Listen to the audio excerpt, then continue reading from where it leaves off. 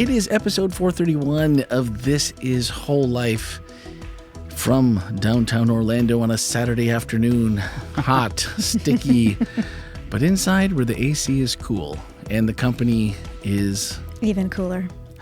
Oh, nice. That was impressive. Yeah, thanks, Melanie. I'll be here all day. That's it. Across the table, Dr. Melanie Bachman, as always, to my right, as his only rightful place, Ken Wetmore. And at the right hand of Randy McGray. That's it. And a special left hand welcome to Nashville Tim. Thank you. We never got him changed to O-Town? No, it just or the Orlandolorian. Those just didn't stick in my brain. Okay, Nashville right. Tim worked, but yeah, today the WholeLife bat signal went out, and I was the first one to answer. So well, that's it. That's it. Yeah. So Excellent.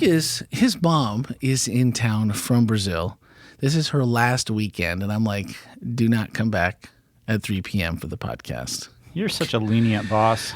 Go hang out with your mama. And so that's what he did. And so, Nashville Tim was just kind of wandering the halls, and I'm like, hey, we have a microphone to fill. Or he was held captive here by his wife and figured he may as well sit in. Make the best of it. Hey, whatever works. So, welcome, Tim. And before we get started, before we go any further, I want to say and I'm going to make this a little bit bigger on my phone, say a welcome to Esther Denizard, 8949 from YouTube, who listened to our recent episode, Get to Work, Finding Motivation.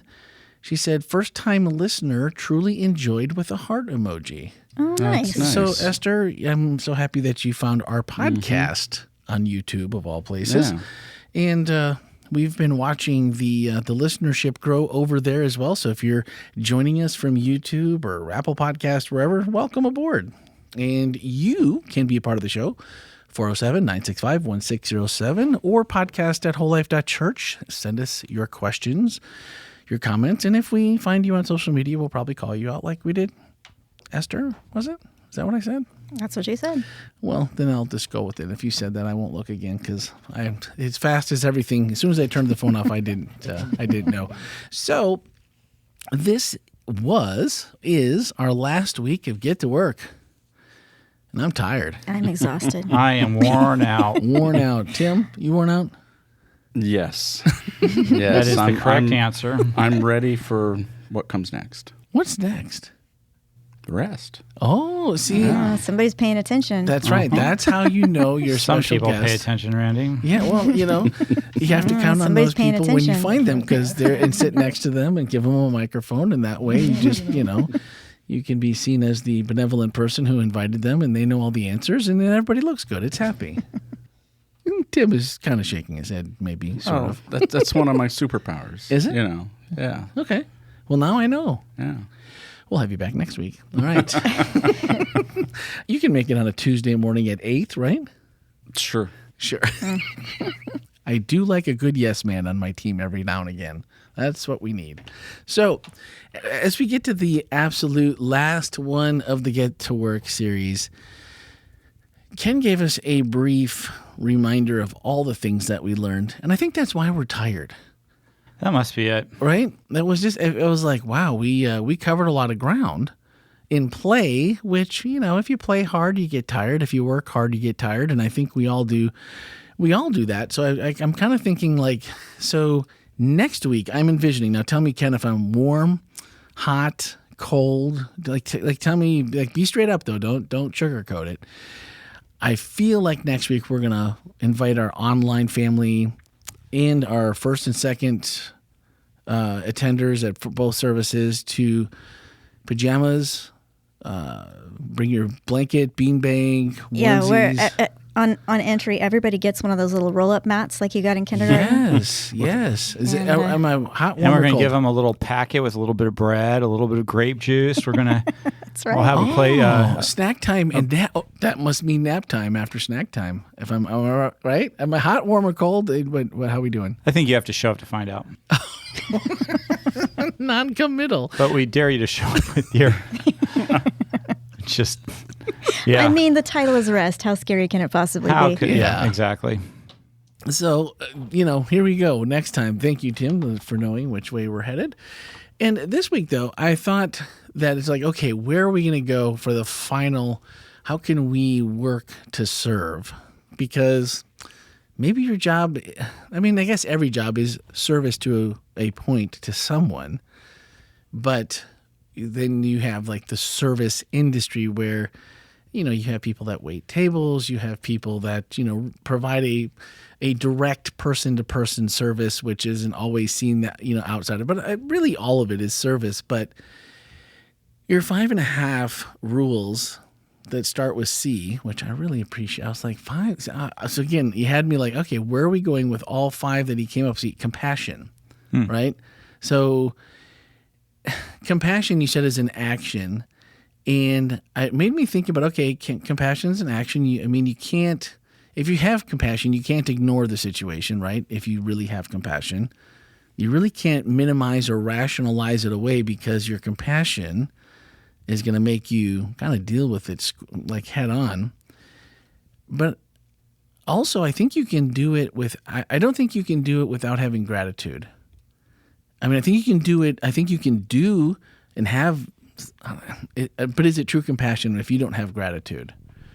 So I really feel like before I was taught what gratitude meant personally, like you should really be grateful for whatever you have, whether you feel it's enough, it's not enough, it's somewhere in the middle. It's just, well, I'm here, I'm surviving, so I'm grateful. I'm grateful I woke up this morning, all those kinds of things. But until you really realize that, like how lucky you are, and I think a lot of times we don't realize that. Can you really have compassion? Like what's like almost compassion? Pity. Ooh, is it? Ouch. It's almost, but it isn't. But it isn't. But it's almost. Ooh, that almost sounds like sympathy. It's compassion without the dignity. I think that's what pity is. I think pity is actually without the action. So pity without the action. Yeah. Almost compassion is words without action. Wow. Mm-hmm. But where do you get? For me, that really comes from gratitude, because you can look at yourself and think, man, I got it pretty rough. Like, woe is me can be pretty easy for us, especially like you mentioned in our society in the West, here in America, where land of abundance, there's wealth seemingly everywhere around you to some degree that is probably more than what you have. But to me, with the gratitude is the one that just kept coming back. As I drove home, I downloaded the file from the message and listened to it again on the way there and back for a quick lunch, and it just kept coming back to, if you don't realize, or at least to some degree, how good you have it, and how well like God takes care of you, and whatever you have for family, whether and we all have families that you're like, ooh, if everyone really knew about my family, or my it's like, and we all know everyone's got a crazy uncle, and well, maybe you're the crazy uncle. It doesn't matter. But if you don't have one, it is you. If you don't have one, wow, there you go. But it just seems like if to do any of these, like I'm not curious, because it was compassion, curiosity, capital, community, and Christ-centered. I don't think I have any of those without gratitude.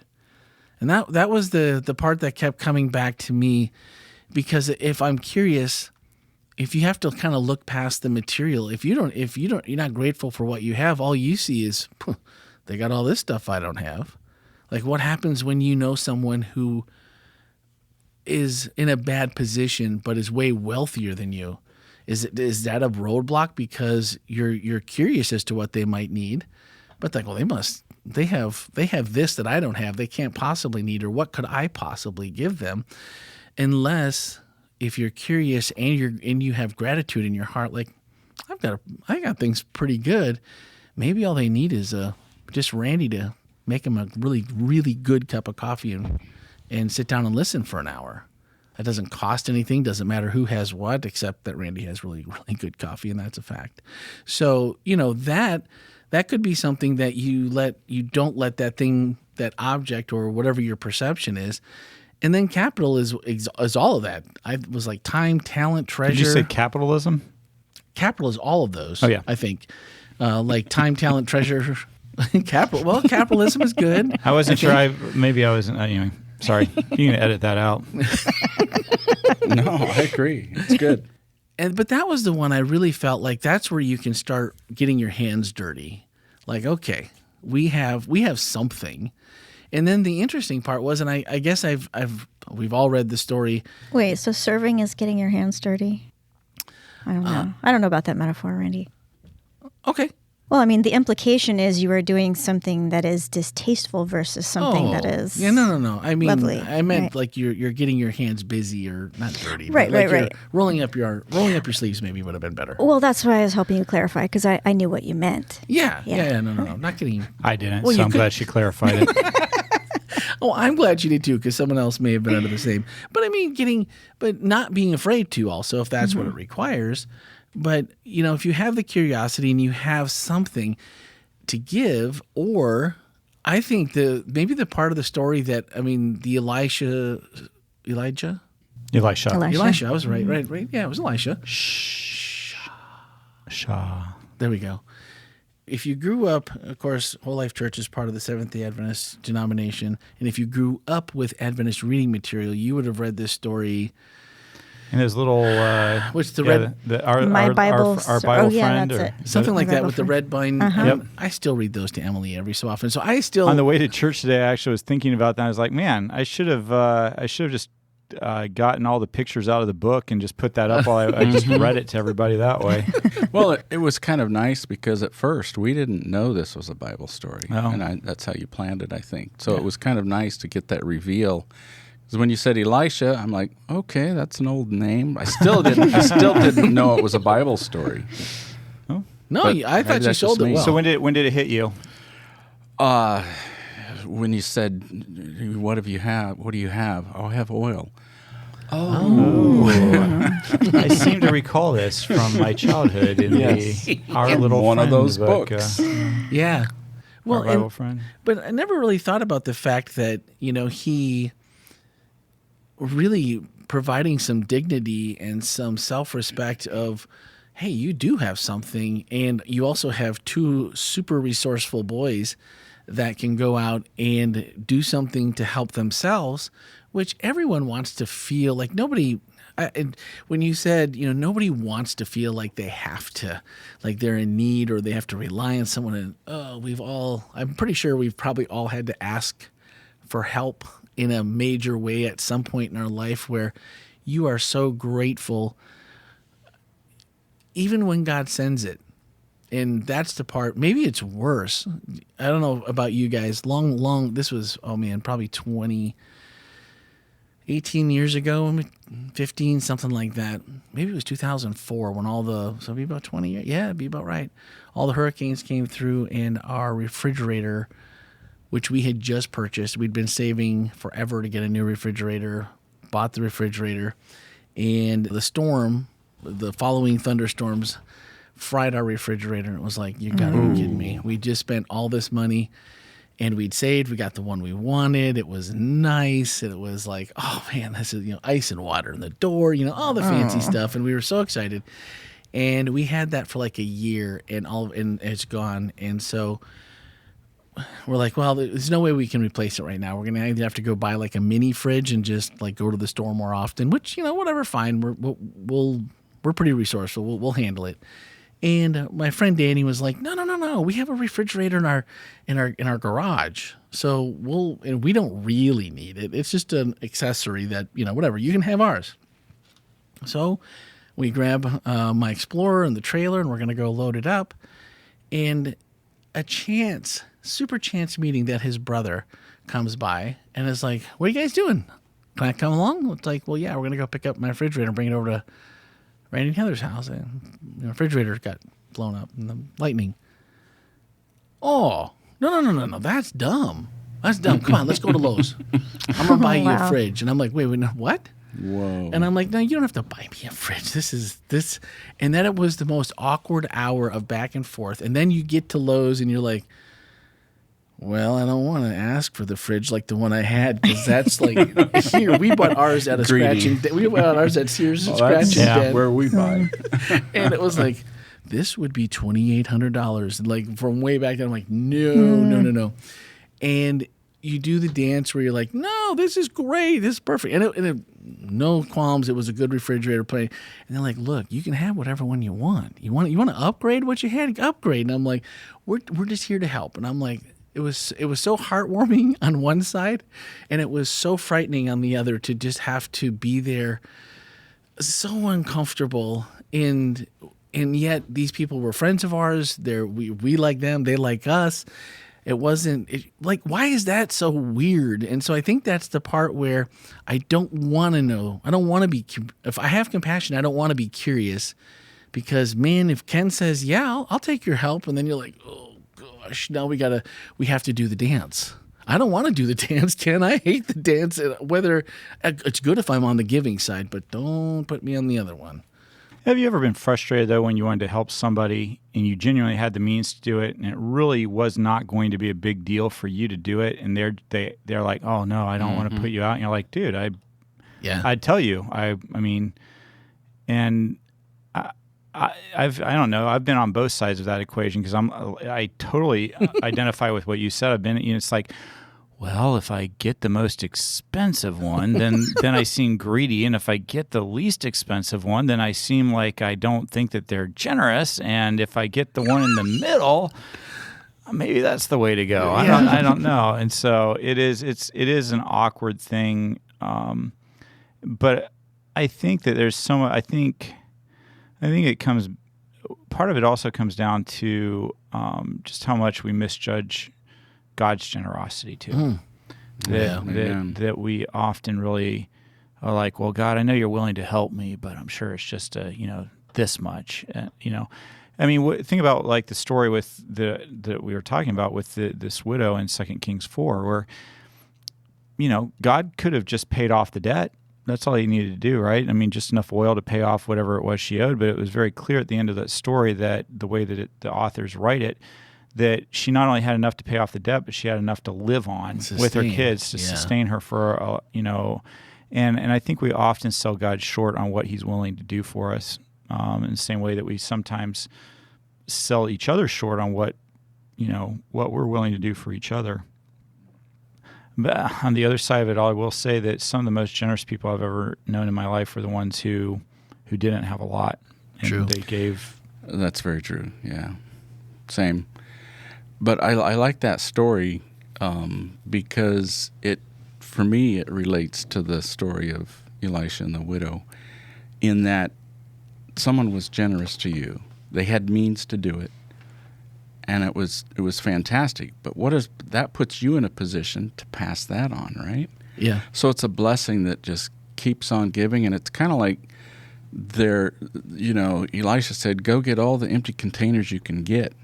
And so the blessing of filling the first container was passed on to the next one and the next one. It was only limited by how many containers they collected. So I like that. That's what I've always liked about that story, is it felt like she asked for help. That's one thing a lot of people can't do sometimes when they're in a situation like that.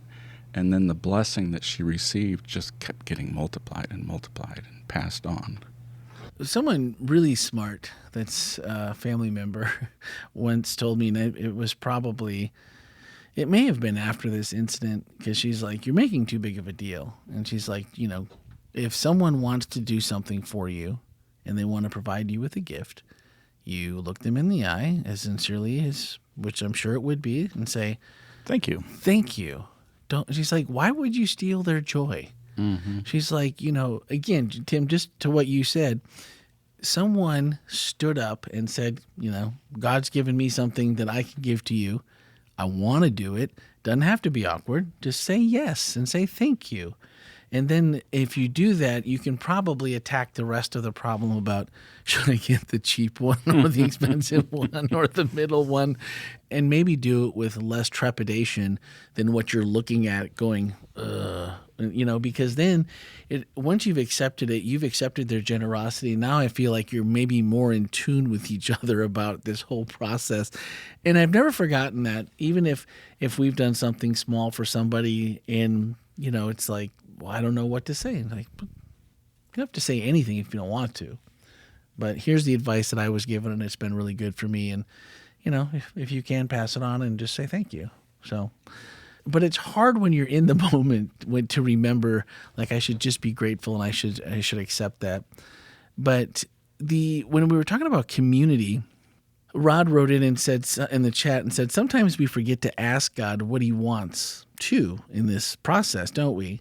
And Gabby, who was our amazing online host for Second Service this week, said, I agree. I think we sometimes assume what he means by something that he puts in our lives, and we forget to ask what he means by it and how we should use it. So like, well, God wants me to give them money. But like Ken said, be curious, find out what they really need. What is it that they need? And what does God want us to do? And I thought that was a really something very genuine for us to think about, because it's easy to look at it, well, money will solve the problem, or, well, you need a car, well, this will solve the problem, but maybe it's who knows what. I mean, I don't think gathering all the containers for oil, what was she thinking? That was the other part. It's like, why would I be going around and getting all these jars? Like, can you imagine that? Like, what am I doing here? And that's where I wonder, it's what made me think of that when they were having this exchange. Like, if she was thinking, what is God doing? Because we did ask the question if she knew God and Elisha, right? I didn't hear the answer on that. What did you say? So her husband was part of the school of the prophets, and so she probably knew Elisha pretty well. Probably knew. So she probably knew God and had and probably had. But can you imagine if someone was just like, go get all these oil jugs and bring them back to your house? Like, how in the world could you have equated, or could she have equated that was going to be not only the answers to her current problem, but to sustain moving forward? Other strange things had happened around the school of the prophets. So I wonder if there was a little question mark in her mind, like, what could happen here? Are we talking about the axe head in the river, right? Oh, there was that. Elisha did a lot of different. I mean, it's interesting how many. When you look at the miracles that Elisha performs, Christ basically performs all those same miracles later on. And so Elisha brings a boy back to life. Christ brings a girl back to life. Elisha feeds a large group of people with a small amount of food. And so you start seeing that Elisha is a foretaste of Jesus in a way. So is that why later on we learn, or that we hear the disciples say when Jesus says, "Who do you say I am?" and the disciples say, they actually Elisha? say Elijah. Yeah. Oh, do they say Elijah? Elijah. Oh, Elijah. Okay. Because, and so I've actually been thinking it'd be fun to do a series on Elisha. I think he's one of the most overlooked, underappreciated prophets, because Elijah has this big name, but it's actually Elisha who does far more miracles that are recorded, and in my opinion is a much more interesting, actually much more faithful prophet than Elijah, which makes you wonder why Elisha dies of a debilitating disease while Elijah gets translated into heaven without seeing death. It's one of those fun ones, in my opinion, to talk about in sermons, because Elisha dies a pretty slow, painful death, whereas Elijah gets to the chariot ride into heaven. That is kind of crazy. That would be interesting. I mean, that's true. You do hear a lot, or I remember more about Elijah, hearing about it more than Elisha ever. Is there enough to do a whole series on? Oh my, yes. Elisha? Yeah.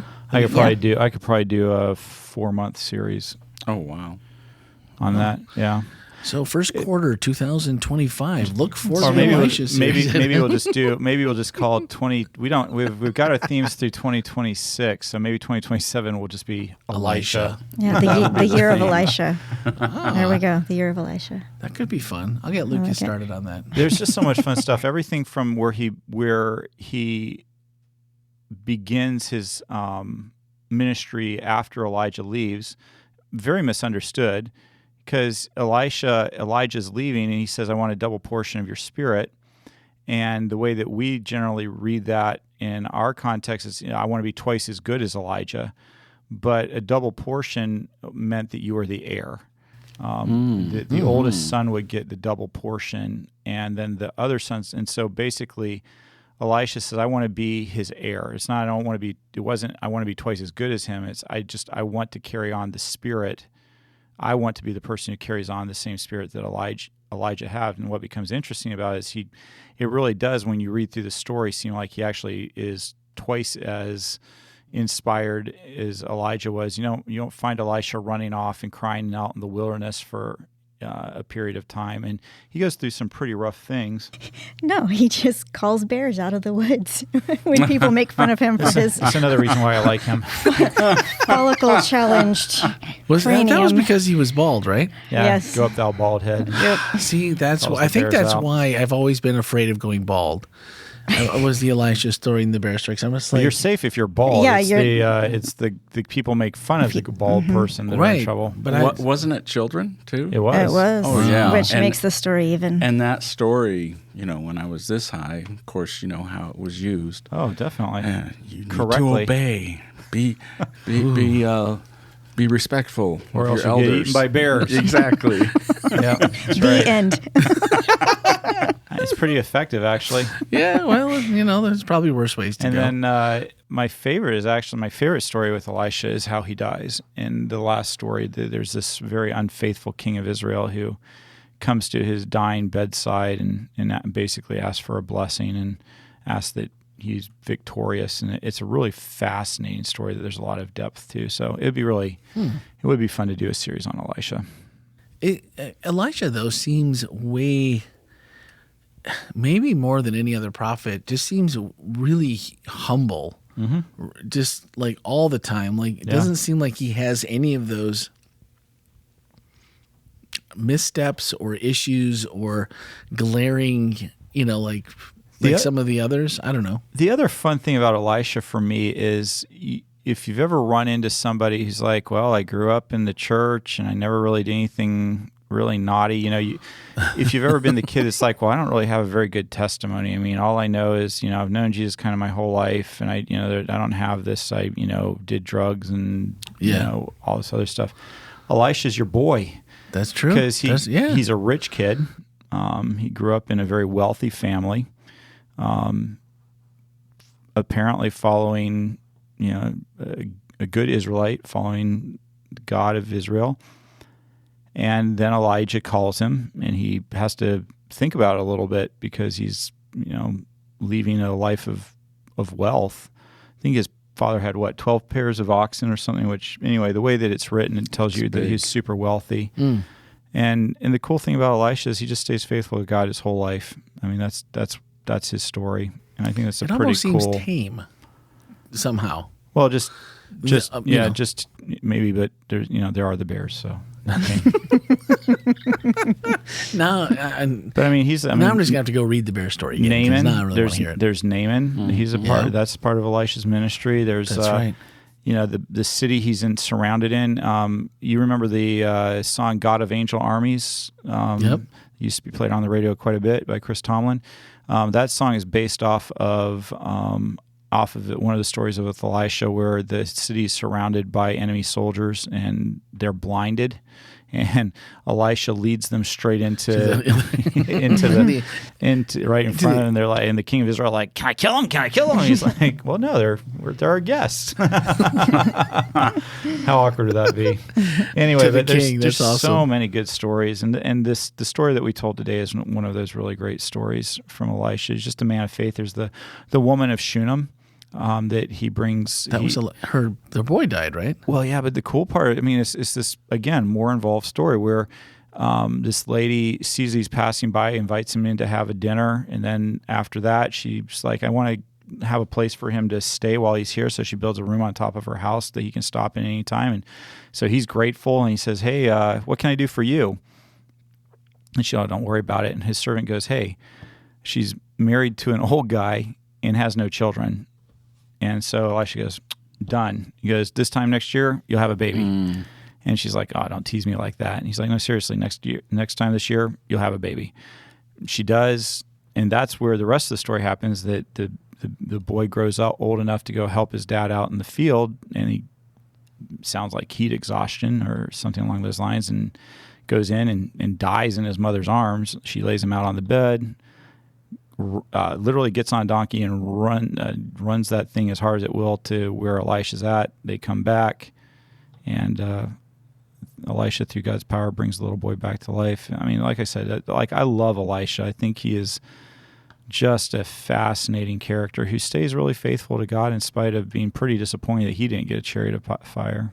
Her name was Sharon, by the way. Sharon of Shunem? Mm-hmm. Okay. Because if you read that story as many times as I have, and then it's always the woman of Shunem, and it's always like the English was different when they wrote that book.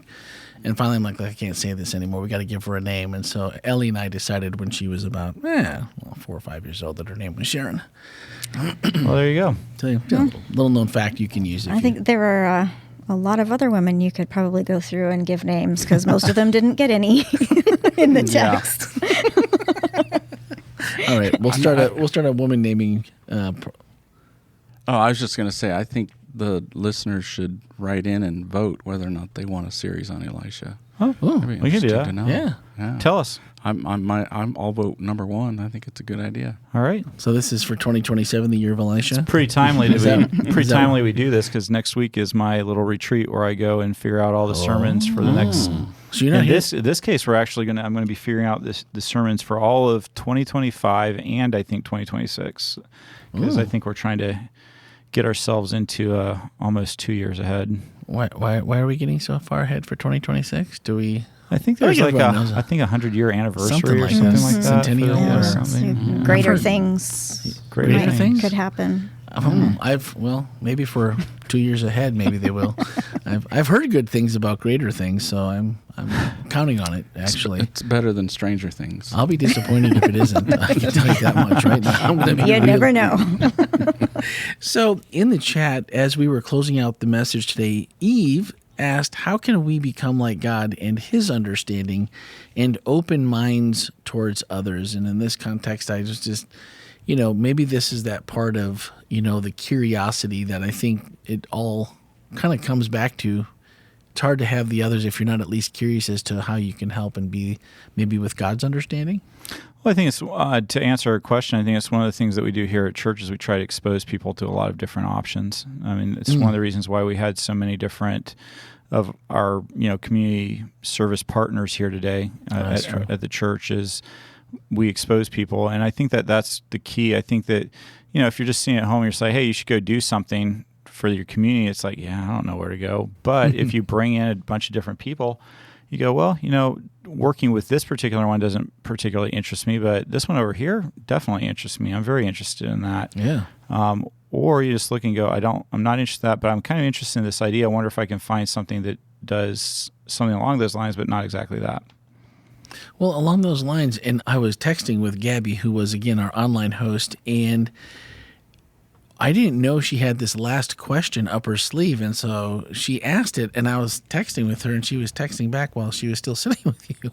I said, where'd you get that question? She's like, it was mine. And I'm like, oh, well, not to say that you couldn't. So, Gab, good question. What was her question? Well, this was like 3 in 1. She said, how do I know what my spiritual and psychological capital is? How do I know where to invest my skills and talents? And does the church offer any kind of lessons to help us recognize these things and how to use them for service? Yeah, that was a good question. That's loaded, but so wow, Gabby, I didn't know that was you. Right? And I was just, and she's like, so she immediately texted. I'm like, because I do want to go a little bit deeper with that one, because maybe you didn't grow up in a family that looked past itself to say, look, we're kind of in our boat. We row together. We take care of each other. We, fill the holes as they need to keep the water out. We do all that. But no one asked us for help. We're not going to look for something else to do. We've got plenty to do for ourselves. Maybe you just don't know what how do I know what my spiritual and psychological capital is, or where to invest in that? And Do churches offer lessons to help recognize those? And would I and if I'm someone like that, would I recognize that would be an opportunity for me? I think those are all really good questions. They are. Tim. I was pointing across the table Well, here. we were waiting for Melanie. That's exactly. I was looking. I already answered the question during second service. So Were you listening? It's my turn. Yeah. How do I don't really know the answer to that, because I think it's something that experience, as you gain experience, you start understanding more about what your capital is. Okay. And so I think exposure to lots of different people, like, in an environment like WholeLife, being around a lot of different people with lots of different kinds of capital, I think that we can help each other see the capital that maybe we don't recognize in ourselves. I think one of the biggest things that holds people back are the bars in their own minds. Oh, absolutely. Not being able yeah. to recognize what your potential is or what the possibilities are. So yeah.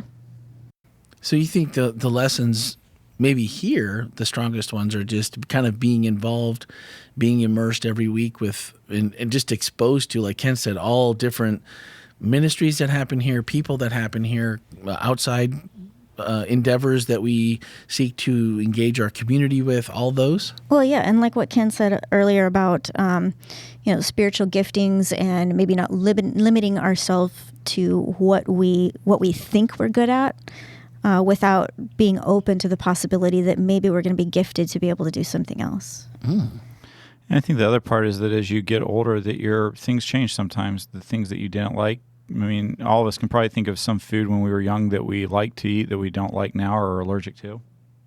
Or you, or you can think of something that you didn't like that maybe you do like now. So I eat broccoli now, Yeah, I actually enjoy it. Do you? Especially with some yum yum sauce. Oh, well, that's kind of cheating, though. I mean, Is everything's it? better with yum yum sauce, right? Well, I mean, isn't that the purpose? Yum yum. Wow. Heather does baked broccoli with Sounds good. fresh crushed Italian little clove garlic and some butter, just light butter and a little seasoning, and just put it all together. It's really good. And Sounds good. And I'm not usually a broccoli person. It's like So I'm vile weed. still really curious about this yum yum sauce, because I don't even It's know white. what that is. White sauce? Like, have you ever been to Kobe's Japanese Steakhouse here in Orlando? No. It's Why kind of would an I orange. go to Is it white? It's Japanese? orangish. Well, yeah, it's yeah. But there's either, like, if you go there, they're going to offer you two different things. There's a red sauce, and it's a white. Next to it, it looks white, but you're right, it's probably more orangish. And I'm just like, it's like red sauce. You can just leave that on the card. Nobody wants any of that nonsense. Put the good stuff down, and then it's like every bite is like, oh, it's so good. And you can buy it. You can take it home. They you sell can get them it at now. Chinese restaurants, Japanese restaurants. So question, do Yeah. you guys eat artichokes? Yeah. You like artichokes? Not raw, Are you... or Yeah, no. but like cooked in ones. something. Yeah, sure. Have you ever... What do you eat it with? Do you eat it with mayonnaise or with butter, or what? Do you dip it in something? I'll be honest. The cheese.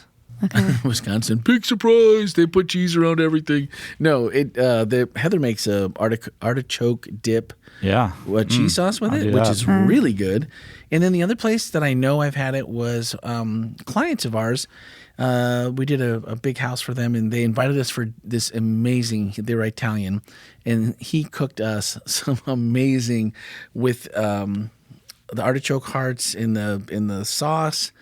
But he did them separately somehow, but then put it together with the sauce, and I was like, this is the most amazing like pasta I've ever had in my life. Yeah, really good. Okay, well, wow, you guys are way fancier than than I was. We used to take the artichoke heart and dip it in mayonnaise when I was a kid.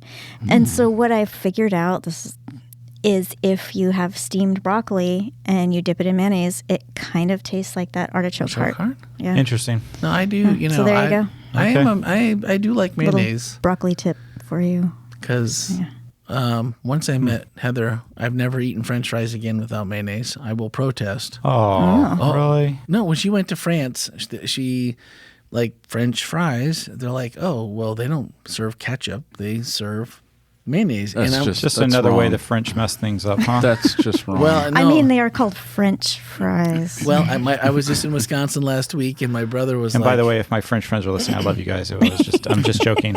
if you want to sponsor the podcast, Please bring, it's podcast at please bring WholeLife.church. some more of your yummy bread by. My brother and I went out to eat, and he got fries, and he took me out for the best burger in town. And he's like, man, ever since you met Heather. And then he starts taking the mayonnaise packets so he can eat his French fries. And I'm like, see, I'm not the only one. She converted him too. So eat it with your French fries. And then finally, I think Jared had a question that said, how do I reorient myself or ourselves to what God sees about me when one of the main things I see about myself is physical poverty? And that was, man, It's a big question. that was a tough one when I saw that one come through the chat. And I immediately thought, there's been times in my life when it's like, wow, this is really where I am. This is where my family is. This is not where I expected to be. And it's not that it's all doom and gloom, but it's also like, wow, this is a reality, and it can be a heavy one.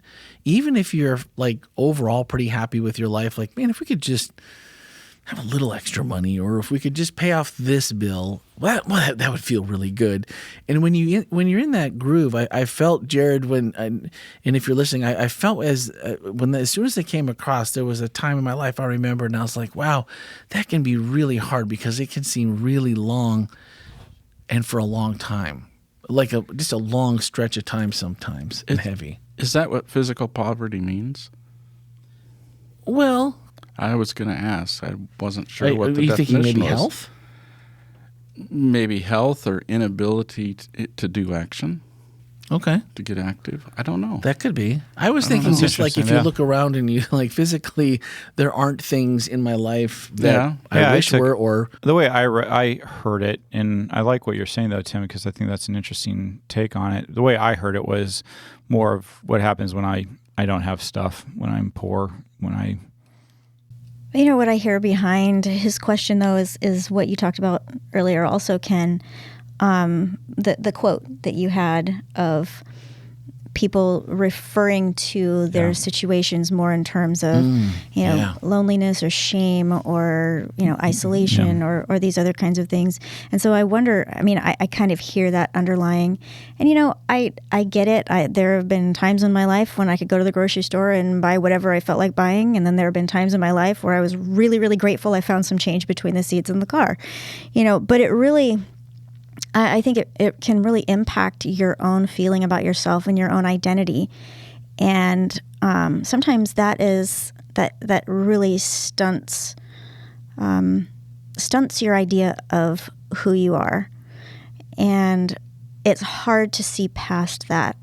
And someone can tell you, "Oh, but Sure. God sees you as this." It's really hard to see yourself as that. So I get the pain behind that question. Yeah, for sure. I remember the story about the woman that I told this morning. Obviously, some of it was from my imagination, and some of it came from a very personal experience at one point in my life where I first became a pastor. Didn't understand how taxes worked with pastors. I'd always been told that, that you got to write all this stuff off, and so I thought my taxes would be better. The year before, I'd had a several $1,000 refund, so I thought, oh, I'm fine. Well, I got down to that, and I had a $6,000 tax bill, and my Rochelle wasn't working. It was just us, and I remember being devastated and thinking, how on earth? And this isn't, it's not like you owe the federal government $6,000. They're not going to be like, oh, pay us back when you feel like it. It's all good, Ken. It's going to be okay. And I remember I went through every option I could think of that didn't involve asking somebody else for help. I mean, I tried to look into getting a small loan. I looked but then I'm just thinking, how am I even going to pay this back? Yeah. I mean, it was rough. And I remember at night just wondering, how, what are you going to do? What are you going to do? What are you going to do? What are you going to do? How are you going to figure this out? And just, it felt very, very desperate. And, I'm very fortunate to have family that are very good to us. And I called my dad up and said, "Hey, look, I need to take out a loan if I can from you, because I've been through all my other options and I hate to ask." And my dad was like, "Man, Ken, I was actually thinking that," he said, "I wish I called you before you called me, because I'd just been thinking that I'd been thinking about almost that exact number that we wanted to gift you and Rochelle with, because What? of some different things that had happened." And you know, it was a home moment. It's like one of those times where you don't want to ask for help, but the help comes through, and you know how fortunate you are. I know that for a lot of people to get to that place and they don't have a family that can call up or somebody that will bail them out. They're and it's desperate. And so, but yeah, I'll never forget that experience. And for me, that's a little bit of what I drew on when I was thinking about what this woman must have been experiencing. It would have been far worse, because, you know, I'm not 100% sure, but I'm pretty certain that the federal government was not going to put my children into slavery. Yeah. And I have the ability to work, which the woman back then did not have the ability to do that. She was in a really hard space.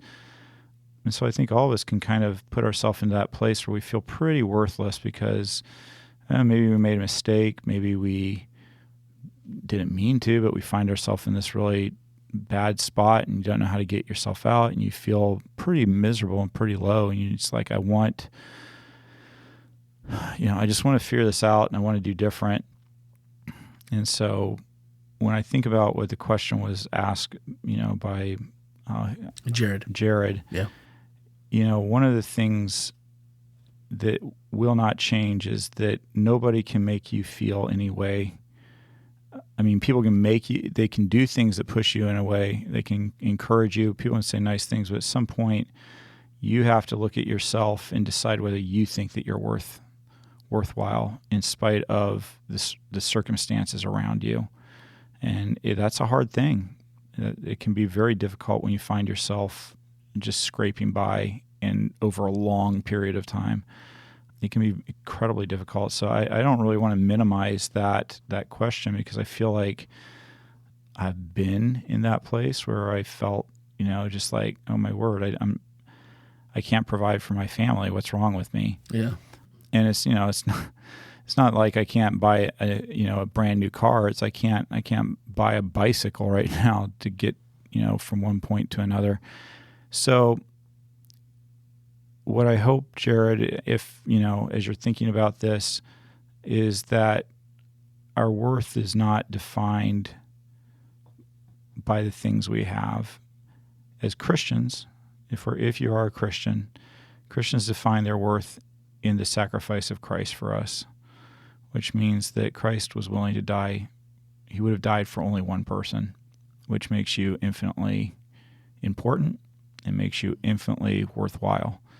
And your circumstances don't define you. The mistakes that you've made in your life, they don't define you. Your successes don't really define you. Christ does, and Christ's love for you and your ability to accept that. That's really what will define you and give you a sense of your worth and your worth in this world. Yeah. I keep thinking back to what Melanie said. There's been times I could buy whatever I want at the grocery store, and there's times where you're like, hey, I'm looking for change. Or if you've been lucky enough to have someone see the panic on your face and just go, send them through and put it on my card. And, and if you've ever had someone pay for your groceries when you weren't sure how you were going to pay for your groceries. And some of those times in the moment, you're like, wow, that's God touching somebody else's heart to bail me out. But then, like what Ken just said, if you're in that long period of time, how do you see yourself? Because it doesn't seem to end. It doesn't seem to get better. And maybe it's at a time when you've said, okay, God, I feel like this is what you want me to do. It's something that seems important. It's something that seems relevant. It seems like I'm using my talents, but I can't support myself or I can't support my family. And so this was a step of faith to move forward. There was some idea that maybe things would work. And then if it doesn't, again, too long of a story to explain here, but you feel like, did I get it all wrong? Maybe I'm just not that smart. Maybe I was just like, this is what you wanted to do. So, and so I can feel too, Jared, in that, at least for me, in some of those stories that I can relate to, I look back and go, there's been times when I can say, man, I just know money showed up at our door one time, just out of nowhere, and it was at the most opportune time. I have no doubt. And in the card, the person said, God told me to send you this money. Okay, so, but it didn't always help how I felt about it. But I would just say that this afternoon when I read that, and I was coming back and I was listening to it, I just prayed for you, just that God would just touch your heart, let you know that He's got what you need, and that this is something that's going to pass, because it always does eventually, and a good decision or just help from above will eventually, hopefully get through all those pieces. And just speaking from my own experience. So next week we're going to rest. So I'm looking forward to it. I'm ready for it. I don't know. I don't think that means we get to rest this week, though. Well, I was Randy. I think there's still a I think we still have a service and still communication. The footy jammies and. So I'm not just allowed to show up at church next Sabbath and just talk about rest off the top of my head? No. Well, I don't. I mean, Ken, you're the lead pastor. You can do whatever you want. I think Ken should. I think Ken. Sadly, I found out that is absolutely not true. if he led the charge and shows up in a nice pair of fuzzy slippers and bathrobe, some bathrobe, I mean, I would pajamas, feel inspired about the bathrobe. I would feel so inspired about rest. And I mean, have you seen this man at Christmas? Yes, I have, actually. Right. He's been the gingerbread man. He's all in. So all I'm saying is, I mean, maybe this is just no. He said no, he's not doing it. Okay. Yeah, but we have like 6 days. 6 days? You think we can pull this off? We can work on it. How do you feel, Tim? Do we have a chance? At least one of those blow-up neck pillows, something. Maybe we could take my chair and put the ottoman out there, and we could just, mic you up, and you could, read from the lap kind of thing. Make it seem... Well, I don't know. Okay. Well, things to think about. So, maybe just show up and tune in next week. I hope you're not offended when I don't include you in my sermon preparation plans to do not like your ideas, Sam. I am. Man, I thought we were on a roll there for a moment. Oh, and then, but I can't believe I missed this. Cecilia said, Randy, you have to tell Ken that the Maxon crew hails the return of the Game Master. Oh, yay. So, they were just wanted to make sure we got that plug in there. Cecilia, I want you to know that you may or may not have had a large role in making the last Sabbath. Cecilia's like, boy, the Game Master hasn't been around for a long time. Oops. I was like, yeah, I need to get that going again. Yeah. Took a summer break. Yeah, well. We were playing all summer long. So he was playing. Yeah, we played the whole time. It just, and now we're working. If you don't know what we're talking about, I mean, I don't know what to say. I think can they go to wholelife.church/connect? Is that what it is? Connect the game. Connect the game. Yeah, I think so, right? Find out more about it. Yep. Yeah, I'll put it into But I am super psyched. Did you see the Game Master's email? I have not been through my personal emails this week. Okay. That's just so I mean, work emails, yes, personal no. The Game Master, aka Ken, I have started a jigsaw puzzle lending library in my office. I started off with 7 puzzles from my collection. This happened because Mrs. Game Master said you need to get rid of your puzzles. If you're going to be ordering a new puzzle every week, we're not going to be letting these things stack up in our house. So that's I can awesome. safely say that because she does not listen to the podcast. There you go. But it was already something I'd actually thought about doing, was putting together a little. So I'm just telling people, if you want to bring in your puzzles, bring them in. We'll start the lending library, and we can you take one, bring one back, and just. Oh, I thought we were all supposed to take a piece and bring it on a certain day and all put the puzzle together. No, Randy, no. That'd be fun, wouldn't it? No, Randy. So what I'm telling people to do, though, is on the inside of the box, when they finish the puzzle, write their last name and the date that they finished it, and we'll just see how many people can do the puzzles before a piece gets lost. I was just going to say, Ken's going to be counting the pieces every time they come back. Every time. That's So we know. 'cause Yeah. I have not a lot to do, so that'll be my... which is why the Game Master was off all summer long. Well, excellent. Now I'm going to have to go read the email, and I don't know if I have any puzzles or not. One of the assignments the Game Master gave was to send a picture of yourself with a finished jigsaw puzzle. Ooh, I might even have one of those from yesteryear. I'll have to dig it If around. you don't, just go to my office, grab a puzzle. I think they're all 1,000 pieces. It might take you a minute, but A minute. I'll just forward the picture. I don't know. Was it a few years ago that you gave me a puzzle for my birthday or something, and it took me like 3 years to put it together, and I finally sent a picture of it. So There you go. who'd Send you it. have put it together for you? I Oh, I don't put it listen to Melanie. together. Melanie is really good at puzzles. We went on a family vacation with her and Tim, and we took, I think, Rochelle gave me the hardest puzzle I think I've ever had to try to do before, and Melanie did 98% of it. It was a tough puzzle, though. It was a really picture of the Blue Ridge Mountains. It's beautiful, Yeah. but it's just Yeah. all one different, just And- slightly variations of the same blue. Oh, Yeah. it was absolutely crazy. Yeah. And I remember there was one section that maybe had like a big word or something. Yeah. And when everybody else was out doing something else, I finished that one section And then because you're it like, was "Whew." really easy. And then I didn't touch did it my after part. that. He did his part.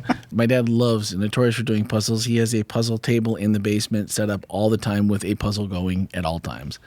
And I was maybe 5 years old, and someone gave him, I think it was a 1,500 piece puzzle, could have been more, but it's called Midnight, and it is a black cat with the only thing that's really discernible for anything is its yellow eyes.